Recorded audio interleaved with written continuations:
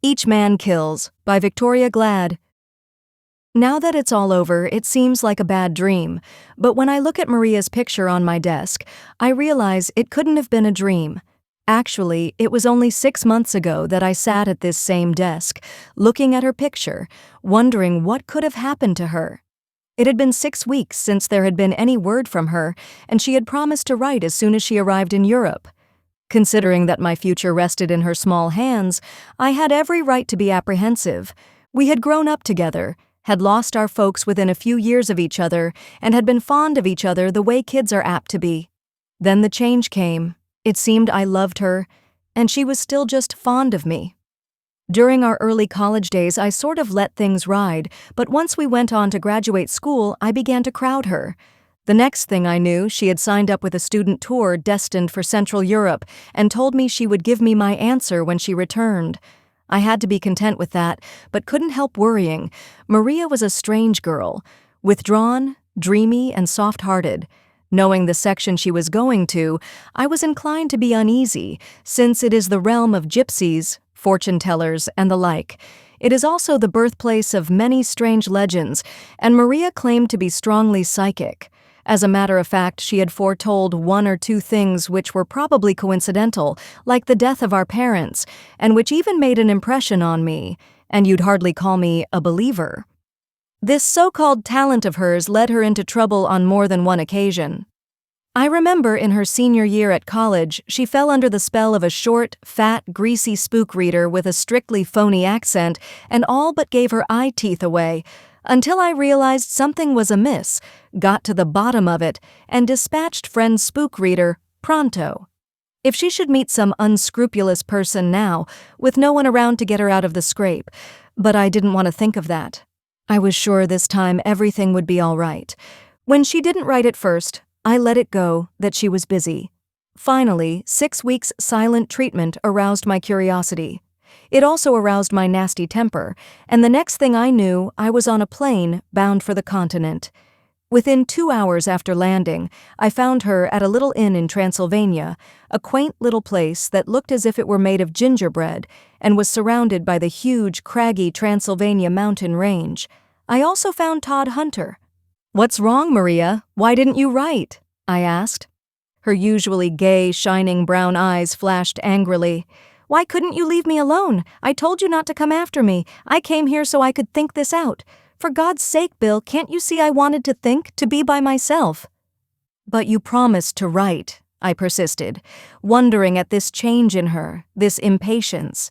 Wondered, too, at her wraith-like slimness. She'd always been curved in the right places. "Maria has been studying much too diligently," Todd said slowly. "She's always tired lately. She hasn't been too well either. Her throat bothers her." I wanted to punch his head in. For some reason I didn't like him, not because I sensed his rivalry. I was above that. God knows I wanted her to be happy, above everything. It was just something about him that irritated me, an attitude, not supercilious. I could have coped with that. Rather, it was a calm imperturbability that seemed to speak his faith in his eventual success, regardless of any effort on my part. I don't know how to fight that sort of strategy. I look like I am, blunt and obvious. Suddenly, I didn't care if he was there. "Maria, darling, this guy's no good for you. Can't you see that? What do you know about him?" She looked at me, her eyes surprised and a little hurt. Then she looked at him, seemed to be looking through him and into herself, if you know what I mean. A slow flush spread from the base of her throat, that thin, almost transparent throat. "All I have to know," she said softly. "I love him." She looked out the window. "I'm going up into Königstein Mountain, to a small sanitarium for my health shortly. The doctor has told me I must go away, and Todd has suggested this place. There Todd and I shall be married." I knew then how it felt to be on the receiving end of a monkey punch. That she had come to this decision because of my objections, I had not the slightest doubt. She was going to marry someone about whom she knew absolutely nothing. She was much more ill than she knew. Hunter was undoubtedly after her money. She was considerably well off. Obviously, she was once more being influenced in the wrong direction. "I won't let you," I warned. Give it some more time, if for nothing else than for old time's sake. How about me, Morris? Todd interrupted. You haven't asked me my feelings on the subject. I happen to love Maria dearly. Have I no say just because you're a childhood friend of hers? Childhood friend! I was her whole family for years before she ever heard of you. I'll see you in hell before I let her marry you, I shouted. Looking back, I'm sure that had he said anything else, I would have killed him if Rhea hadn't come between us. That's enough, Bill Morris. I've heard all I want to from you. I'm 23, and if I choose to marry Todd, I'll do so, and there's nothing you can do about it. Now please go. Okay, Rhea, I said, if that's the way you want it. But I'm not through. If you won't protect yourself, I'll do it for you. I'd like to know more about the mysterious Mr. Todd Hunter, American, and I do wish, for your own sake, you'd do the same. I wouldn't care if you married King Tut, so long as you knew all about him. People just don't marry strangers, not if they're smart. For God's sake, ask him about himself. All right, Bill, she replied, smiling patiently. I'll ask him. Now, do stop being childish. Okay, darling, I said sheepishly, but do me one more favor. Don't marry him until I get back. Only a little while? Give me a week. Just wait a little longer. As I closed the door, I could still feel his smile, mocking, yet a little sad. But Maria didn't wait. I was gone a week. I had walked my legs off trying to track down the elusive Mr. Hunter and discovered exactly nothing. All his landlady could tell me was that he was an American who had come to this climate for his health and that he slept late mornings. I was licked, and I knew it. If I had been a pup, I would have fitted my tail neatly between my legs and made for home. But I wasn't a pup, so I headed straight for Rhea's flat to face the music. They were waiting for me, she and Todd. When I saw her, I wished I were dead. She lay in Todd's arms, her body a mere whisper of a body. White and cold she was, like frozen milk on a cold winter's day. They were both dead. You know how it is when at a wake someone views the deceased and says kindly, "She's beautiful," and she isn't beautiful at all. Just a made-up, lifeless handful of clay, dead as dead and frightening. Well, it wasn't that way this time.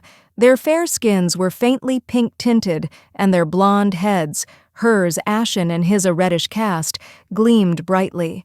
And they sat so close in the sofa before the fire, his head resting in the hollow of her throat. They looked peaceful. No line marred their faces. I almost fancied I saw them breathe. And on her third finger, left hand, was the ring, a thin platinum band. He had won, and in winning somehow he had lost. How they had died and why they found each other in death at the same time, I would probably never know. I only knew one thing. I had to get away from there, quickly. I almost ran the distance to my flat, stumbled into the place and poured a triple scotch which I could scarcely hold. The scotch seared my throat and tasted bitter. Someone must have poured salt in it. Then I realized that it was tears, my tears. I, Bill Morris, who hadn't cried since my 5th birthday, I was sobbing like a baby. I didn't call the police. That would mean I would have to go back and watch them cover that lovely body, carry it away and submit it to untold indignities in order to ascertain the cause of death. The cleaning girl would find them in the morning and would notify the police. But it wasn't so simple as that. In the morning, I found I couldn't shake off the guilt which possessed me. Even 2 bottles of scotch hadn't helped me to forget. I was dead drunk and cold sober at the same time. I phoned Rhea's landlady and told her I had failed to reach the Hunters by phone, that I was sure something was amiss. Would she please go to their flat and see if anything was wrong? She was amused. Really, Mr. Morris, you must be mistaken. Miss Maria went out just an hour ago with her new husband. Surely you are jesting. Why, she has never looked better. So happy. They have left for Königstein. They have also left you a note. I told her I would be right over and hopped a cab. I began to think I was losing my mind. I had seen them both. Dead. The landlady had seen them this morning. Alive. When I arrived, the landlady looked at me for a long moment, taking in my rough, dark blue complexion, unpressed clothes, red-rimmed eyes, then wagged a finger playfully. "You are playing a joke, no?" A wedding joke, maybe. Here, too, we haze newlyweds. But of course I understood. Who could help loving Miss Maria? Be of good heart, young man. For you there will be another some day. But I talk too much. Here is your letter. I went where I would be undisturbed, to the reading room of the library on the same street as my flat, to the musty, oblong, dimly lit room whose threshold sunshine and fresh air dared not cross. Without the saving warmth of sunlight or the fresh, clean relief of sweet-smelling air, I read, inhaling the pungent, sour smell of the scotch I had consumed during the long, sleepless night. And then doubted that I had read it all, but the blue ink on the white paper forced me to acknowledge its actuality. It had been written by Hunter in a neat, scholar's script. Dear Morris, it began. Why should I not have wanted Maria? You did. Others doubtless did. Why then should she not be mine? There are many things worse than being married to me. She might have married a man who beat her. With her I have known the 2 happiest days of my life. I want no more than that. I have no right to ask for more. Have we, any of us, a right to endless bliss on this earth? Hardly. You thought of her welfare above all. For that I owe you some explanation. You must be patient, you must believe, and in the end, you must do as I ask. You must. You wanted to know about me, of my life before Maria. Before Maria? It seems strange to think about it. There is no life without Maria. Still, there was a time when, for me, she didn't exist. I have been constantly going forward to the day when I would meet her, yet there was a time when I didn't know where I would find her, or even what her name would be. It was chance that brought us together. For me, good chance. For you, possibly ill chance. For Maria? Only she can say. Some 3 years ago I was studying in England under a Rhodes Scholarship. The future held great things for me. I was a Yank like yourself, and damn proud of it. Life in England seemed strange and slow and sometimes utterly dismal under austerity. Then, little by little, I slipped into their slower ways, growing to love the people for their spunk, and finally coming to feel I was one of them, so to speak. I have said everything slowed down. I was wrong. Studying intensified for me. The folklore of the British Isles intrigued me. I delved into the Black Welsh tales, the mischievous fancies of the Irish, the English legends of the prowling werewolf. For me, it was a relief from political science, which suddenly palled and which smacked of treason in the light of current events. My extracurricular research consumed the better part of my evenings. My books were, and always have been, a part of me, and as was to be expected, I overdid it. I studied too hard with too little let-up. Sometimes it seemed to me there was more truth to what I read than myth. It became somewhat of an obsession. Suddenly, one night, everything blacked out. I came to in a sanatorium. I didn't know how I got there, and when they explained it to me, I laughed. I thought they were joking. When I tried to get up to walk, I collapsed. Then I knew how bad it had been. I knew, too, I would have to go slowly. It was there I met Eve. She was beautiful, not like Maria, who is like a fragile, fair, spun sugar angel. Eve was more earthy, with skin like ivory, creamy and rich and pale.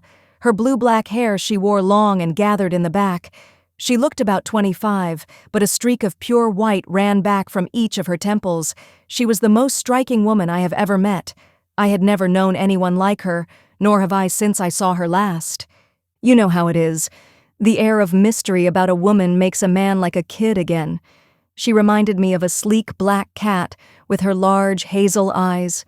I bumped into her one day on the veranda and spent every day with her after that.